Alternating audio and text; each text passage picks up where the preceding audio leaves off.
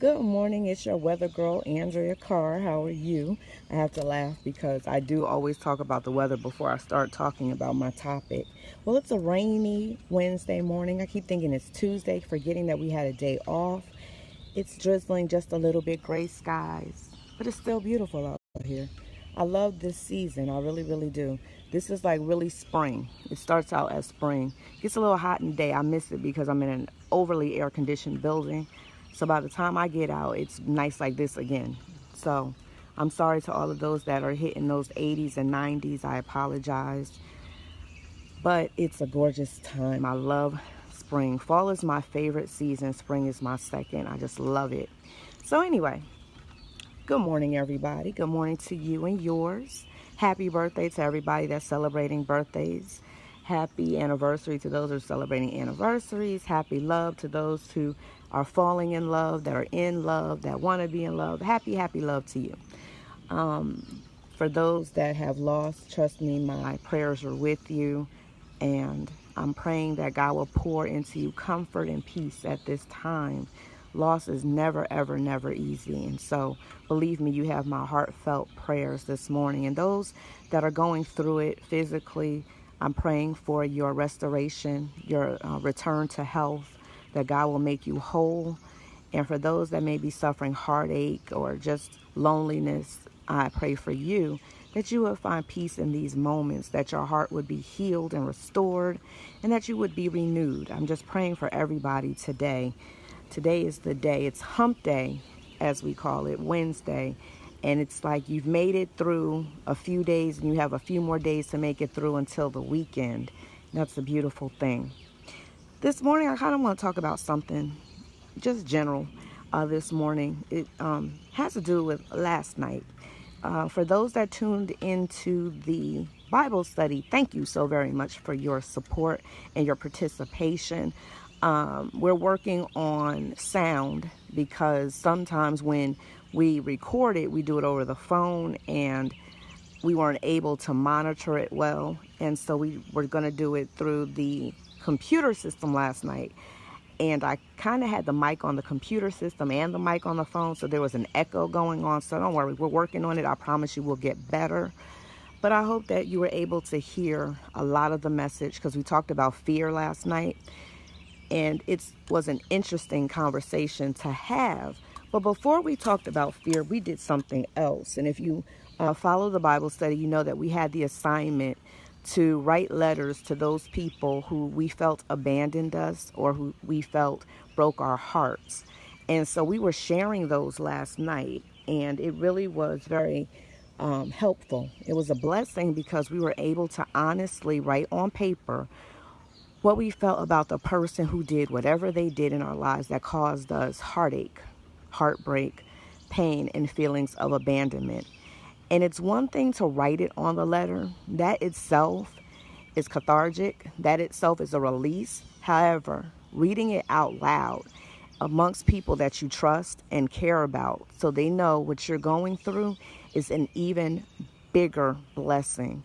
When I wrote things down on paper, it didn't affect me as much as actually reading it, as if I was reading it to the person I was writing it to.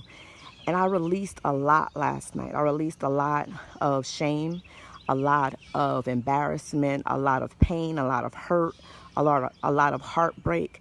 I released a lot of emotional damage. And we all felt better. But what happened afterwards was equally good because what we did was after the Bible study was over, we had already ripped up the letters. We came outside and we burned the letters, and just watching them blaze, it was like an awakening. It was like everything that we had gone through was being burned off of us, even though it was the papers that were burning. So I would suggest to people, if you have never done this exercise is a very healing exercise. It's something that should not be taken lightly.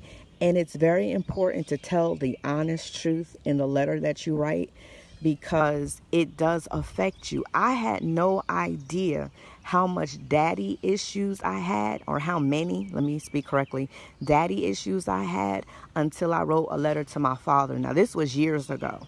I have forgiven him. This was about 2010. But in that, I had made decisions to love people and to be in relationship with people based on pain, based on what I expected, based on the first ever heartbreak I ever had, which was my father deserting me. And so the funny, crazy thing was that when I really fell in love for the first time, I took those issues in, but when we didn't work out, not only did I have the daddy issues, but I had that first love breakup issues on top of it. And like I said yesterday, I was not able to release those. I just went on to the next relationship damaged. And it's not a good thing to be damaged going into a relationship, because you don't give the next person all of you. And it's with that knowledge now that I realized I was in relationships not giving 100%. I was in relationships not trusting the relationship to work. I was in relationships not expecting to be treated well. I was in relationships not expecting to give my all, because how could you give something that I didn't have anymore? So it was very eye-opening yesterday to realize the damage that I had not just done to myself, but to the people that I was dating, and eventually to my children, because their fathers were people I dated. So I say all that to say that you need to have moments where you do clean out that closet. Letters help. You don't have to give the letter to the person. You don't ever have to tell the letter. But what we found last night was that some of the letters we had written needed to be shared. There were some people that we needed to give the letters to because we needed to tell them what was on our heart. And the crazy funny thing is, when I was writing one letter in particular, I realized some feelings and emotions that I had not realized before. And so I actually was able to share that letter with the person, and it was eye-opening for both of us. And I don't know their reaction, but I know mine. I was just like, wow. I was given new information, and I was grateful for that information. So again, I say writing letters is a very good release, and you don't ever have to share it with the person who walked away from you. You don't ever have to share it with the person who abandoned you. You don't ever have to share it with the person who broke your heart. But if you are led to, do it, because it's good for them to know how you really, really, really feel, and to say everything. When I tell you, the letters were so honest last night. Like, we didn't try to be politically correct. We didn't try to not, I don't want to use the word attack, because it wasn't an attack. In all the letters that were read last night, there was never an attack on people. It was a recognition that we are where we are because of decisions that have been made. So it was more than an attack. It was more so not a blame either. It was more of a, this is what happened. This is my perception of what happened.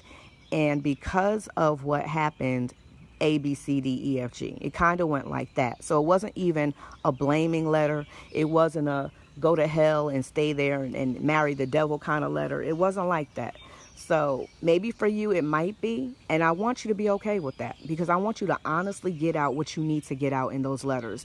And I know this is like the second day you have heard about these letters, but I just really want to tell you how big of a release it was last night. Watching the letters burn, I promise you, it was like demons were released out of me and off of me. Those demons of hurt and pain and betrayal and backstabbing and the infidelities and the cheating that had been done, the lying. It was like a release of that. And I actually felt lighter. I felt better. So I wanted to share that with you this morning, that sometimes you have to release those things so that you can move forward in your life. And when you're moving forward in your life, it's better to have a clean slate. You know, sometimes we say we forgive people, and we don't. What we do is brush it under the carpet. We just keep living, and we don't deal with it. And we think we're okay. But it's not until we're actually confronted with an issue that we realize, I never really did deal with it. And it's something that's been sitting, because we become colder. We discussed that last night, that our emotions had changed. We were less trusting, less open, less honest.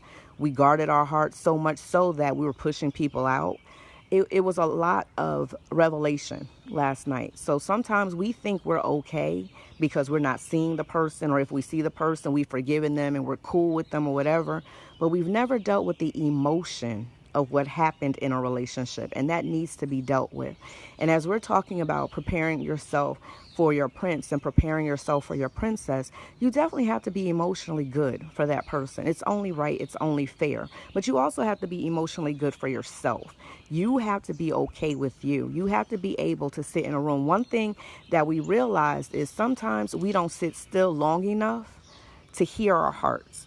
We're so busy running, doing, and worrying about other people. We project onto other people. So instead of dealing with our issues, we'll see about somebody else's issues. We'll go and spend time with them and pray for them and pray with them and make sure they're okay, because we're blocking out the fact that we need to be doing it for ourselves. So we get busy with other people's problems, and that's not a good thing. Yeah, we're supposed to be concerned about other people, but can I be honest with you? If you haven't dealt with your own issues, you're not good for anybody else. You may have good words to say, you may have good actions, good deeds, but until you deal with your own, you're still not good for anybody else. Even the advice you give is jaded. Even the things that you do, they're not circumspect, because the motive is I'm helping you so I don't have to deal with me. And that's not good for anybody. And I learned that later on in life. And so I just wanted to share that with you today. You can do better and be better by being honest. If something hurts you, it hurts you. And it doesn't have to end tomorrow. There's nowhere that says that when you're in pain, you should get over it right away. It's time. Everybody's timing is different. Everybody's time is different. Look at the canary, my red bird. I love it. Everybody's timing is different. When you heal, it's when you heal. You don't have to rush it. You don't have to hurry it. It's at your time. So don't let anybody ever tell you it's been 2 weeks. He's moved on. You need to move on. It's been a month. She's moved on. You need to move on. No, you move on when you're ready. I would rather you take time to honestly get over emotions, to honestly heal, than you rush something and hurt somebody else. Because what do we know? Hurt people hurt people. And I saw it for myself in the letters that I wrote. A lot of those letters were not telling other people what they did to me. It was me apologizing for what I did to them. And I didn't realize what I was doing until I wrote those letters. So there are some people in the future that I will have to apologize to and let them know that I didn't mean to destroy their lives, because I did. Well, that's all the time I have for today. Thank you so much for listening in. We're off to work on this beautiful rainy day. And I'll talk to you a little bit later. Have a blessed day.